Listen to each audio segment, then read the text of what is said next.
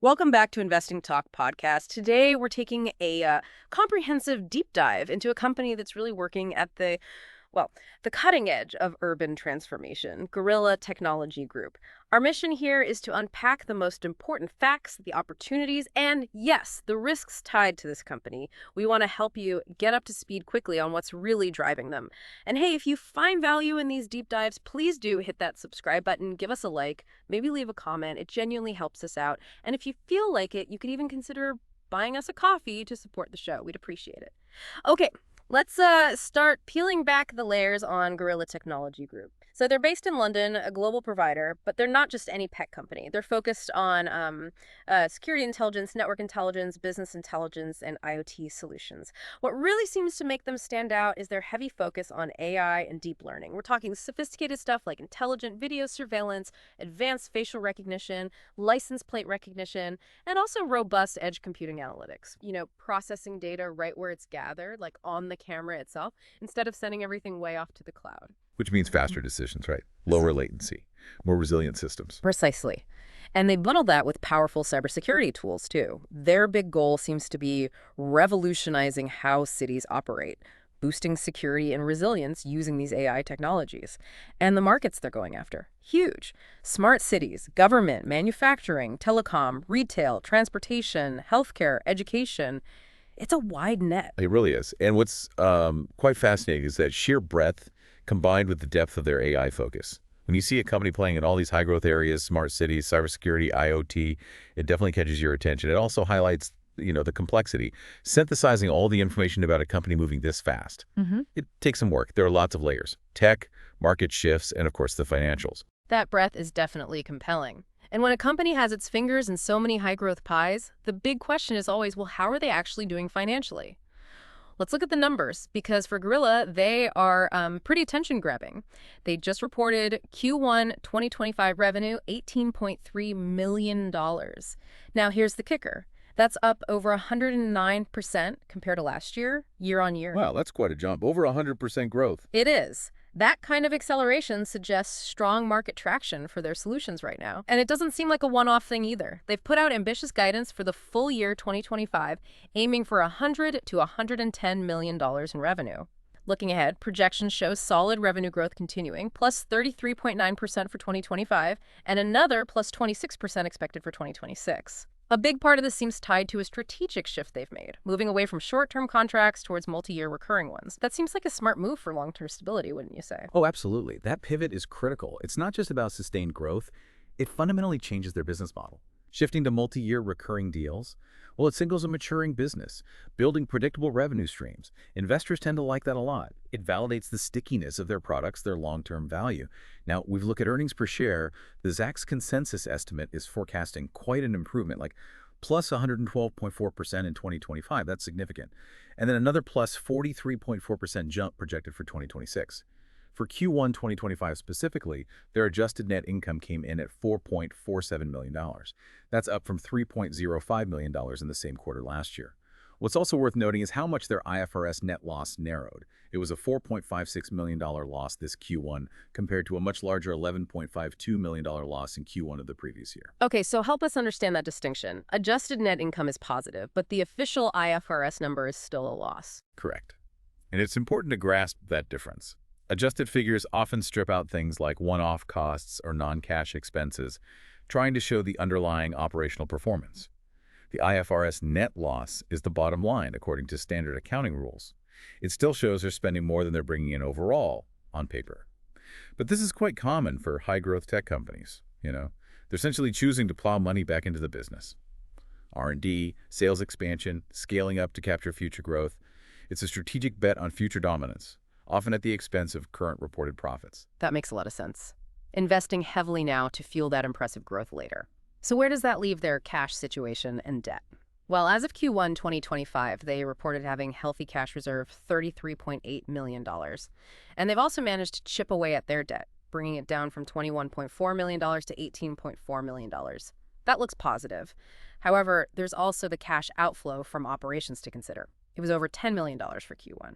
For a company at this stage, how should we view that cash burn? Is it just the price of rapid expansion or maybe a bit of a yellow flag? It's a really pertinent question.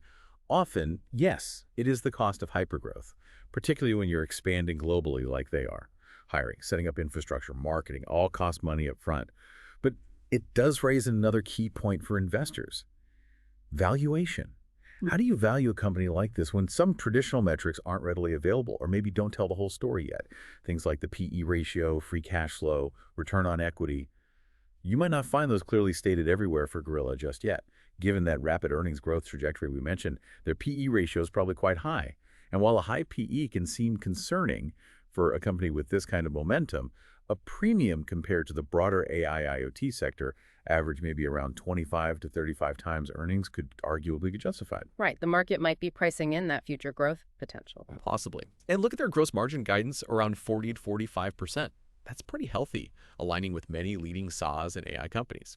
It's maybe not quite the 70% plus you see with some pure software players, but it's still a strong indicator for profitability as they scale up. Finding these exact figures might require digging into SEC filings or checking their investor relations materials, as they might not be in every summary report for a company growing this fast and just hitting adjusted profitability. Okay, so it sounds like the picture is one of prioritizing growth and market capture over immediate, fully reported profits, a classic tech innovator playbook. That brings us to their competitive edge. What really sets Gorilla apart in such a crowded tech field? It seems to boil down to their proprietary AI solutions across security, network, business intelligence, and IoT. They're not just building general AI tools, they're tackling really challenging sectors. Think smart city infrastructure, edge computing, analyzing events after they happen. These aren't simple markets. They demand deep technical know-how and navigating complex regulations. Some of their own material says, Gorilla delivers pioneering products that harness AI, empowering smart cities to enhance efficiency and safety. That captures the ambition, but what does it mean for their actual position in the market? Well, that ambition certainly positions them as an emerging global leader, or at least a very strong challenger, in these AI-driven infrastructure solutions. And what's truly astonishing, frankly, is their sales pipeline. As of June 2025, they reported exceeding $5 billion. $5 billion. Wow, that's a huge number. It's a dramatic increase, and it signals incredible validation for their technology. There's clearly massive demand. This $5 billion figure isn't just noise. It powerfully backs up Gorilla's core idea. The world is seriously ramping up investment in AI-powered smart infrastructure. This isn't just nice-to-have tech anymore. It's becoming mission-critical. And Gorilla seems to be right in the middle of that shift. It connects directly to those big trends: global smart city projects, climate tech adoption, upgrading critical infrastructure. These are massive long-term tailwinds. And they're not just talking about it, they seem to be actively turning that pipeline into real projects and partnerships. For instance, there's a $1.8 billion memorandum of understanding with Thailand's electricity authority for grid modernization. That's enormous. A national infrastructure scale project, yes. That's a different league. And they're tackling unique challenges, too, like the One Amazon initiative, deploying IoT in the Amazon rainforest. That's not just a gimmick. It demonstrates their tech can handle some of the toughest environments on Earth. That's a big competitive point for other global projects. Shows robustness and adaptability. On top of those headliners, they're expanding across the U.S., the Middle East, North Africa, and Asia Pacific. Plus, they've inked a strategic partnership with Toyota Material Handling Solutions in Thailand, targeting smart warehousing. That opens up a whole new vertical. All this activity, these large-scale deals, it really speaks to the confidence of the management team. They've shown they can pivot the business model, remember that shift to recurring revenue, and they're executing on these major global partnerships. You also see commitment through insider activity. Ownership by insiders is getting close to 20%. That's significant skin in the game. Right. Management holding a good chunk of the company themselves. Exactly. And add to that the ongoing share repurchase program. They bought back over $1.8 million worth in April and May alone. They've now used $5.4 million out of a $10 million authorization for buybacks. That sends a strong signal of management's belief in the company's value and future. It aligns their interests tightly with shareholders. They're betting on themselves. Okay, there's clearly a lot to be positive about. But every growth story has its risks. Let's talk about the challenges. Financially, currency volatility seems to be a noticeable issue for Gorilla. They reported significant exchange losses over $7 million just in Q1, mostly from the Egyptian pound's devaluation. That hit their results directly. Foreign exchange can be a real headache for global companies, especially in emerging markets. And, as we touched on, despite the great revenue growth, those underlying operating losses are still there, mostly because of the high investment needed to scale globally. It's that double-edged sword again. And that Q1 cash outflow from operations over $10 million is something to keep an eye on. It absolutely is. It's part of that balancing act investors need to weigh, growth versus cash burn. Beyond the purely financial, there are market and operational risks too. The stock has high short interest. That means a decent number of investors are betting the price will go down. It's just some market skepticism, perhaps. It often does. And it can definitely contribute to higher volatility in the stock price. That pressure might remain until they hit more key milestones. Then you have potential regulatory changes. Think about data privacy.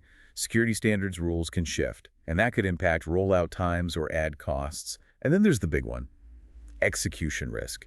Can they actually scale up smoothly across all these different countries? Can they convert that huge $5 billion pipeline into actual recognized revenue efficiently? That's a massive operational challenge. It really is. Don't underestimate the complexity.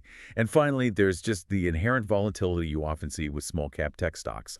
Investors need to be prepared for potential swings. Those are definitely important factors to consider. So let's look at recent stock performance and catalysts. The stock did jump recently, about 34%, right after they announced those strong Q1 results. So the market reacted positively to that news.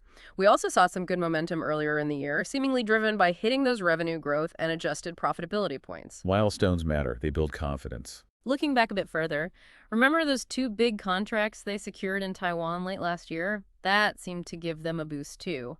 And that huge MOU in Thailand we mentioned, that could potentially be a game changer in terms of contract size, really shifting perceptions if it converts fully. If you look at overall investor sentiment, it seems, well, a bit mixed. You've got clear enthusiasm for the triple-digit growth and the buybacks on one side.